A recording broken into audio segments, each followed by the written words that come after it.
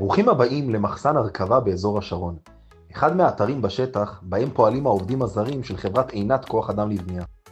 על המסך תראו את צוות הרתכים שלנו בפעולה. אלה עובדים מקצועיים ומנוסים, עם הכשרה ייעודית וסטנדרטים גבוהים של בטיחות.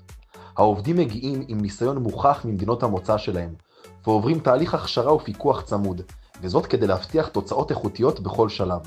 חברת עינת מלווה את העובדים בשטח עם מנהלי עבודה דוברי השפה, ציוד מותאם והכשרות תקופתיות. התוצאה? עבודה איכותית, בטיחותית ויעילה, בדיוק לפי הדרישות של כל פרויקט בנייה. צריכים גם אתם עובדים מקצועיים שיקדמו את פרויקט הבנייה שלכם? דברו איתנו עוד היום, אנחנו כאן כדי לדאוג לכם.